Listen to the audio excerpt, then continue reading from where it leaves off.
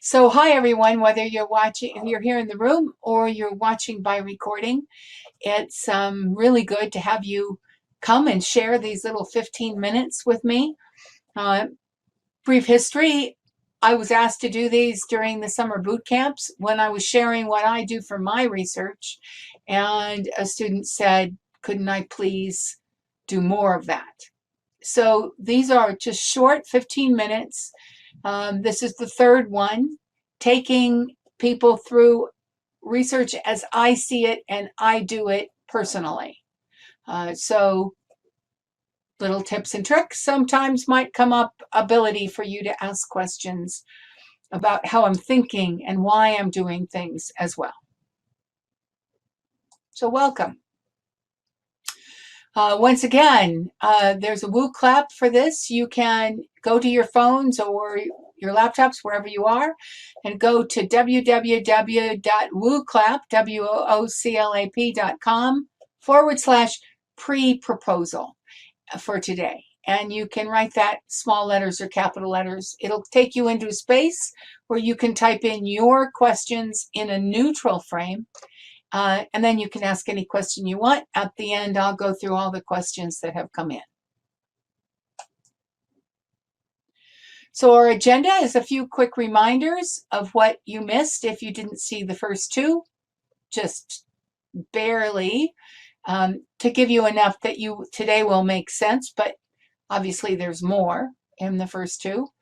And then I'm going to go through this idea of going from concepts to finding new lit to beginning the analysis, not in a theoretical, but in a very practical, how did I do it way. Also a little bit about how you double check then about significance that ties it back into last ideas, and how you take what you've done so far and move forward into publication. So any of you who are doing a 3-chapter thesis, I am personally writing 3 journal articles out of this research body of work that I'm working with. So it's very similar. And then a small introduction to open and selective coding, which will take us into next week, which will be a little bit more depth. Again, in 15 minutes, you don't tell a whole, you don't go into that much depth, but a little bit to take you from how things are coded into how I'm analyzing what I'm coding. Quick reminders. So we started by talking about the conceptual framework, which I see using a smart art diagram as a Venn diagram of 3 overlapping circles. For my research, those circles are the PhD completion, professional development, and remote or digital distant learning. You can use a lot of words in there. And then each of those has an overlap, and the overlap has actually more relevance to my work. Perhaps we'll see how it works out in the lit.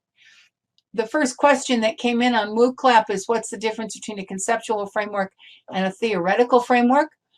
A theoretical framework relies on the work of other people and how they put an idea together, and is usually one of the circles in a conceptual framework. So that's a short and sweet. Both of them allow us to underpin our work well and be able to guide our reader through our thought process. That's the point here, is how do we set this work up so it guides our reader through our thought process in a cogent and coherent manner. So why is this useful? Well, having one of these is useful because it gives us keywords, it helps us sort and segment, it takes us into our headings and topic areas, works out our significance. It's really useful. Let's just put it that way. It'll be used all the way through. Last week, we talked about significance. This is a really, I think, easy diagram of where our significance is. Most of our research will be significant in 2 or 3 of these levels, and then we have to make a case as to why. So today I'm building on that, and I'm looking specifically at my work as how I took those concepts into files. Literally, how do I do the work? And then how do I take those files into finding new lit and new analysis? So again, that's the diagram. And now I'm going to move to screen sharing.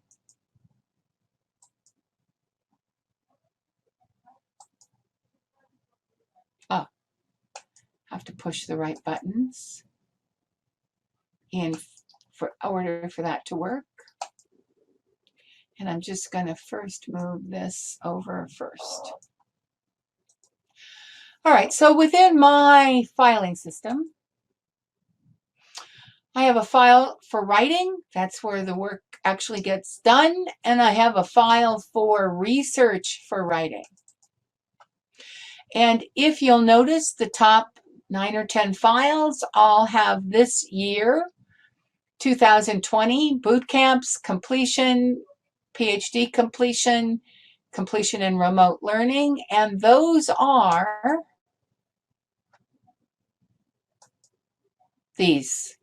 So these 3 and 3 more, 9, and then 1 in the middle for boot camps, 10 topic areas translated into these 10 file folders.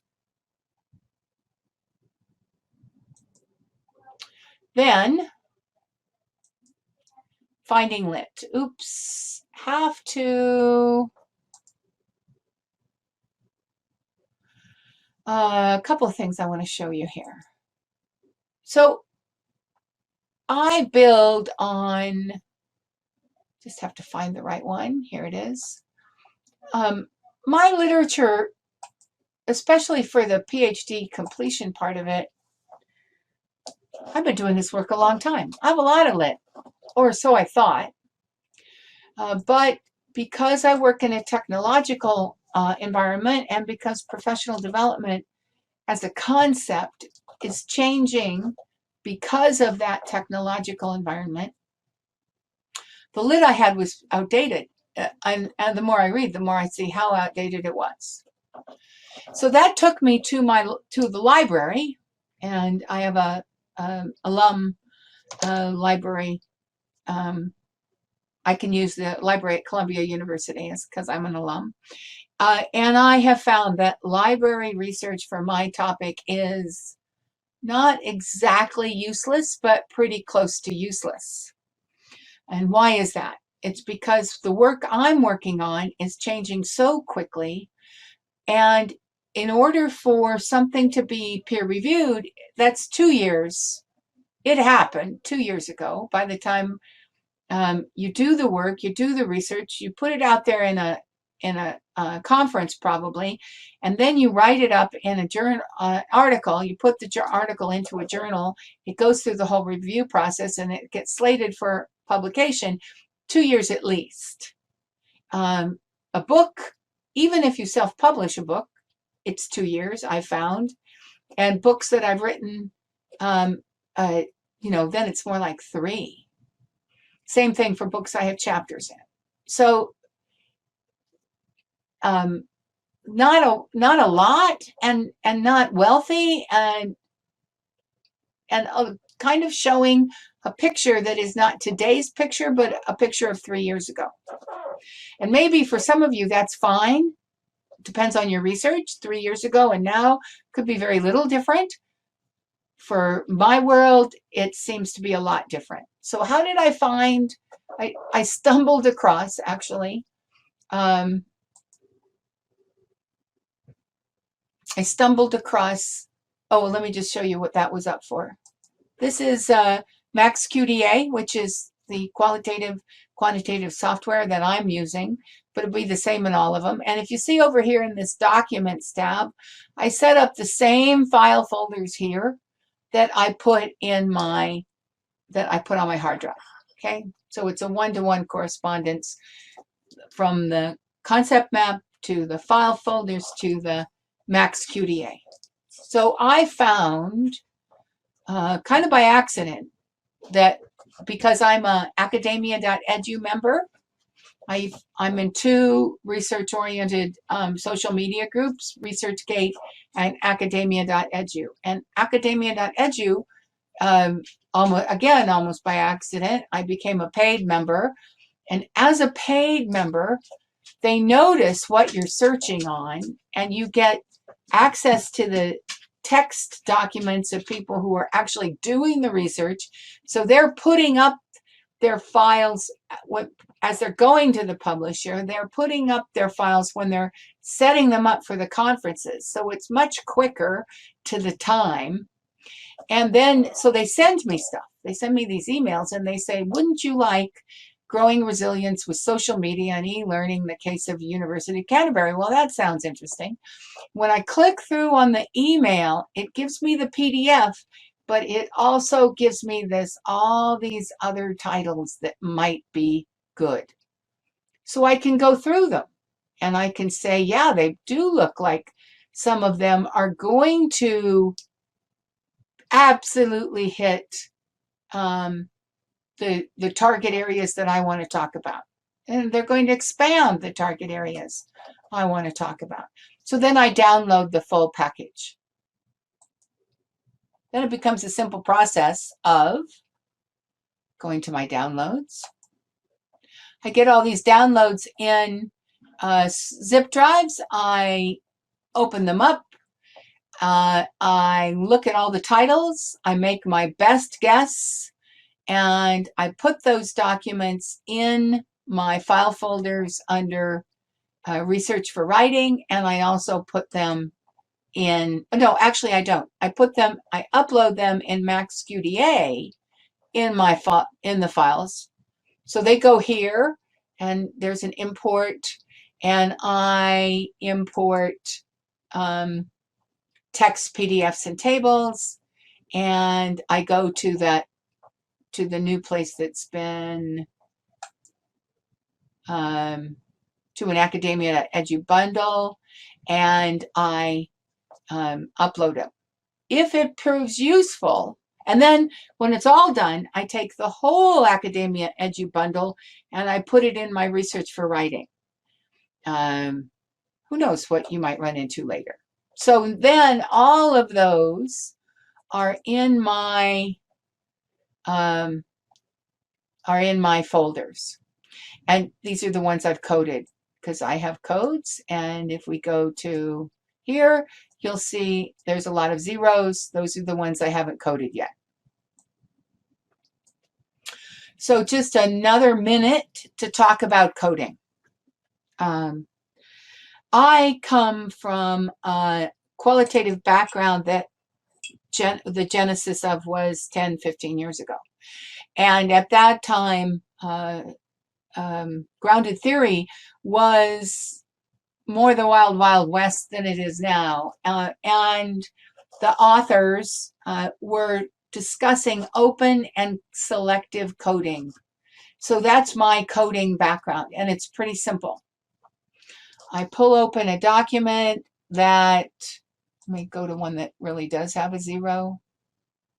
I pull open a document, it opens over here. And I read through it, and I like something that I read. And I like it for many reasons, same as you. I like it because I like the way the author said it. I could use it in my backgrounds. I'm going to use it in several ways. I'm going to use it to write my background. I'm going to use it because methodologically they did something interesting. I'm going to use it maybe because they're talking about some of the key points I want to talk about, which are the tools, the challenges, and the benefits of online professional development. At the end of the day, every bit of research I get to gets to the challenges, benefits, and the tools of online work.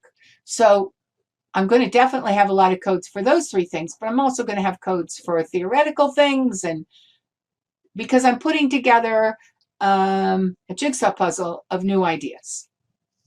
And I'll show you how I do that with the spreadsheet. But so what does coding amount to? It amounts to going through and it's talking about research writing groups and So I'm just going to say that's something about research writing groups, which is probably one of my tools. And if it isn't one of my tools, reflective learning, writing. We'll go kind of into the peer mentoring classification. So I'm going to just take it, go over there, and now it says peer mentoring. And so it's in my peer mentoring cycle. And that's what it is. So it's a matter of reading, thinking, oh, I like that, putting it in, giving it a name. And because I've just expanded peer mentoring, I'm going to write a code that just says peer mentoring and writing groups. So now I know that this code also includes writing groups, and that's done. And I just do that. And over time, a lot of codes build up. Some are background, some go to the discussion of the variables. And after a while, I put the codes together in groups. So that's just a basic understanding of coding, and a recommendation that if you need to find up-to-date research, I found it very successfully with academia.edu. I also want to just say, when I became a researcher, there was the idea that you could become an expert on all the literature in your field. I don't think that's possible anymore. I think all we can do is do the best we can and build a convincing body of literature that has some robustness and some argument in it. And then that's the best we can do, because we will always be from now on in discussions when somebody will be able to discuss part of our literature, the same literature we work with, from a completely different viewpoint, because there's just too much being published all the time on the web for any of us to truly say we know it all. So that's my opinion on that.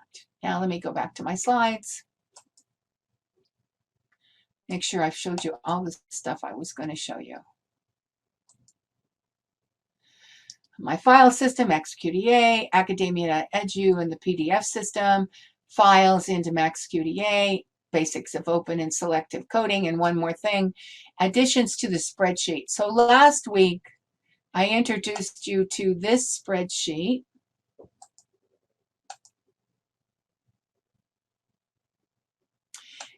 It's a spreadsheet for easy analysis of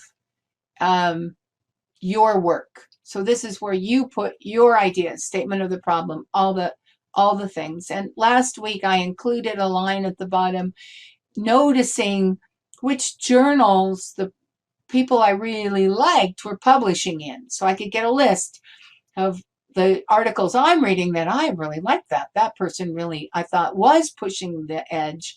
And then I would notice which journal that was. So when I go to look at which journals I want to publish in, I'll have a list of what makes sense.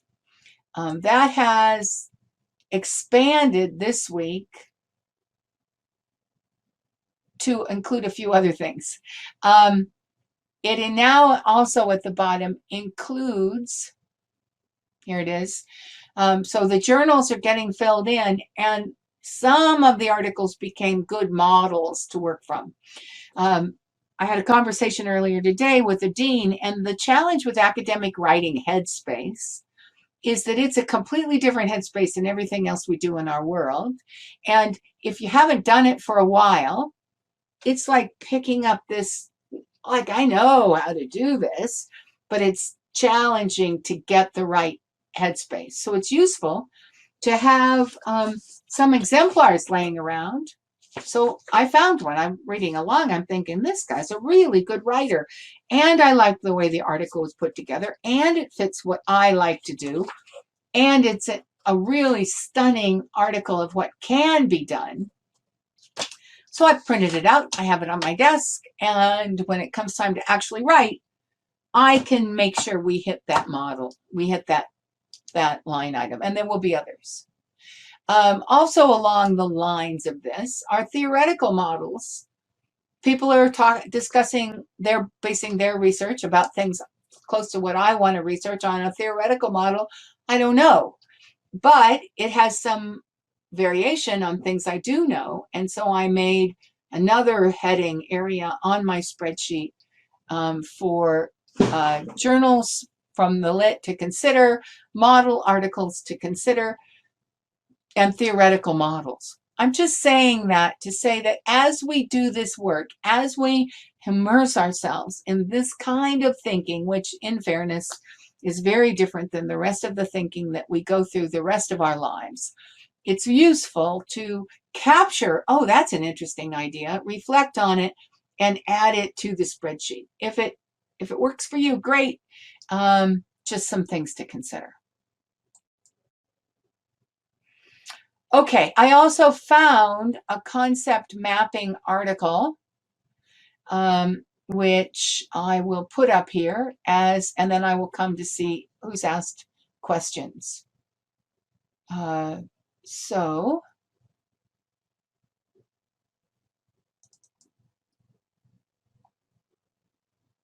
I thought this was really good article. Now I just have to find it and put it in the handouts. Because if this whole thing starts with the idea of concept mapping, and this article was on concept mapping, mind mapping, and argument mapping, and how they are similar or different. And I thought, well, that might be of interest to the people who come to our 15 minutes. So let me just find it where it is.